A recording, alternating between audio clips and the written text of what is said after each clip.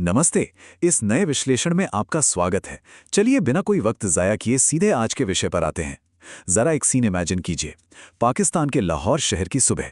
अजान हो चुकी है और शहर धीरे धीरे जाग रहा है।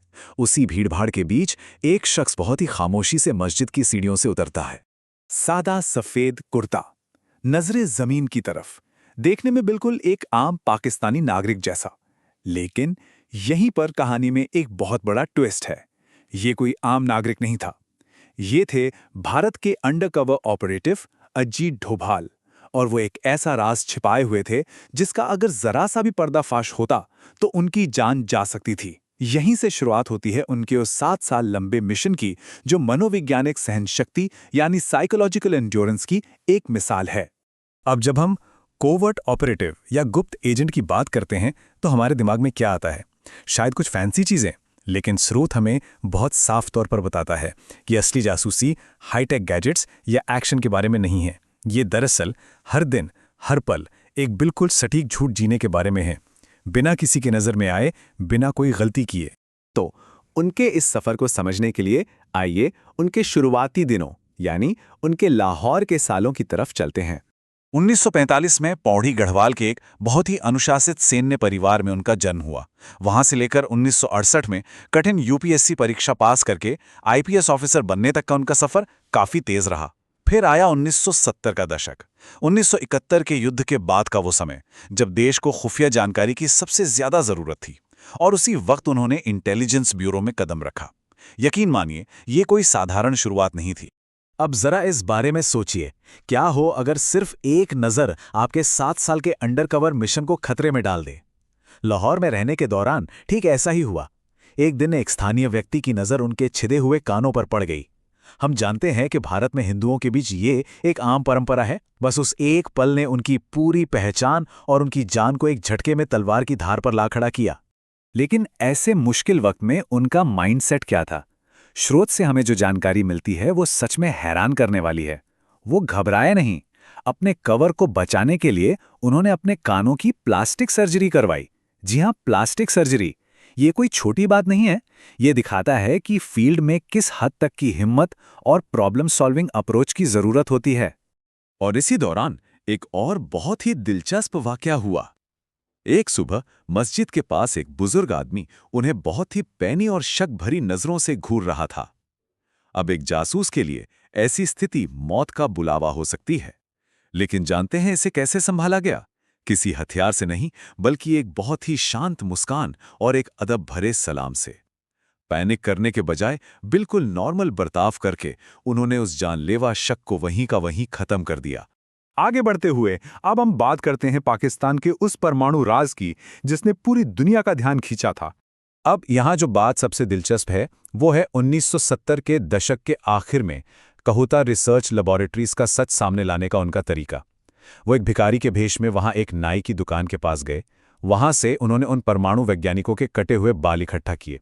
जब बाद में उन बालों की जांच हुई तो उनमें रेडियो एक्टिव यूरेनियम के अंश मिले। रॉ के लिए यह पहला ठोस और फिजिकल सबूत था। उनकी ये तरकीब और सूझबूझ वाकई काबिले तारीफ थी। फिर आता है साल 1998। स्रोत यहां बिल्कुल तटस्थ रूप से बताता है कि डोभाल ने ठोस सबूत जुटा लिए थे और इस खतरे को खत्म करने के लिए मोसाद के साथ एक जॉइंट ऑपरेशन का प्रस्ताव भी रखा गया था। लेकिन तत्कालीन भारतीय प्रधानमंत्री ने किसी भी तरह के बड़े टकराव से बचने के लिए इस पर कार्रवाई करने से मना कर दिया। नतीजा ये हुआ कि 1998 में पाकिस्तान ने अपने परमाणु परीक्षण किए। ये इस बात का एक बड़ा उदाहरण है कि कैसे कभी-कभी बेहतरीन खुफिया जानकारी भी बड़े राजनीतिक फैसलों के आगे रुक जाती है। चलिए अब अंतर्राष्ट्रीय जासूसी से अपना ध्यान हटाकर देश के अंदर की सुरक्षा और कुछ बेहद अहम ऑपरेशंस पर डालते हैं। 1980 के दशक में आईएसआई ननकाना साहिब और पंजा साहिब जैसी धार्मिक यात्राओं का इस्तेमाल अलगाववादी साहित्य बांटने और प्रोपोगेंडा फैलाने के लिए कर रही थी।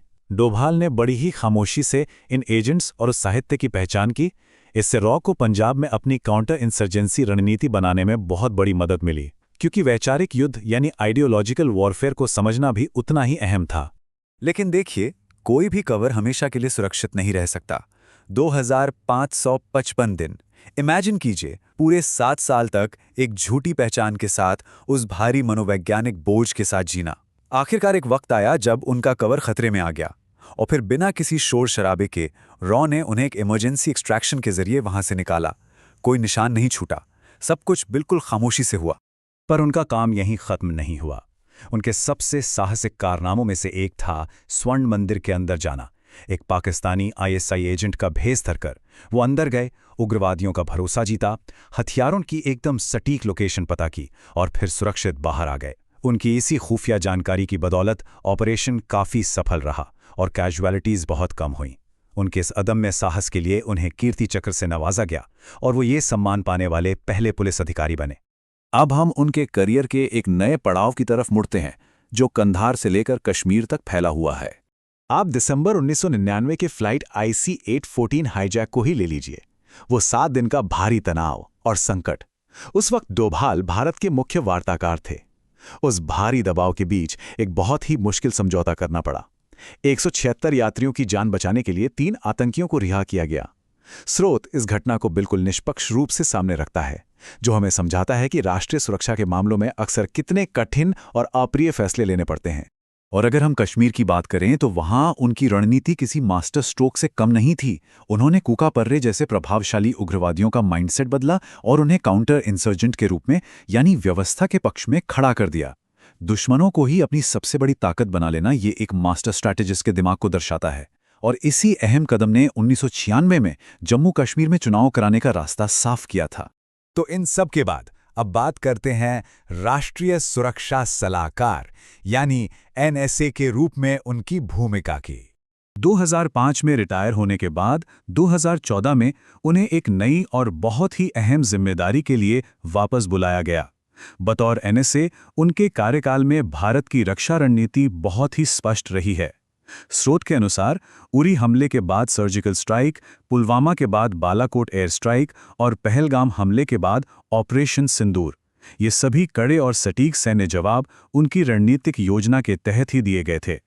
ये जानकारी पूरी तरह से स्रोत सामग्री पर आधारित है, जो उनके कार्यकाल की इन अहम घटनाओं का विवरण देती है। तो अगर हम इस पूरे विश्लेषण का निचोड़ निकालें तो जासूसी का असली सच हॉलीवुड की उस ग्लैमरस दुनिया से बिल्कुल अलग है। फिल्में हमें तेज गाड़ियां, कमाल के गैजेट्स और तालियां दिखाती हैं, लेकिन हमारा स्रोत हमें कड़वी हकीकत बताता है। 7 साल का गहरा अकेलापन, एक झूठी पहचान, खामोशी और ये खौफनाक सच कि अगर पकड़े गए तो कोई ऑफिशियल बैकअप या बचाव नहीं होगा। असली जासूसी कोई ग्लैमर नहीं है, ये बहुत ही खामोशी से किया जाने वाला एक बेहद कठोर काम है। और इसी के साथ हम आज के इस विश्लेषण के अंत तक पहुंचते हैं। जाते जाते ये सब हमारे सामने एक बहुत ही दिलचस्प सवाल छोड़ जाता है। कैसे एक व्यक्ति की खामोश रणनीति किसी देश के इतिहास में गूंजती रहती है और वैश्विक सुरक्षा की अनदेखी ताकतों को आकार देती है। ये वाकई सोचने वाली बात है कि दुनिया वैसी नहीं है जैसी वो बाहर से दिखती है, बल्कि वैसी है जैसी इसे पर्दे के पीछे से बनाया जाता है। इस विश्लेषण में हमारे साथ जुड़ने के लिए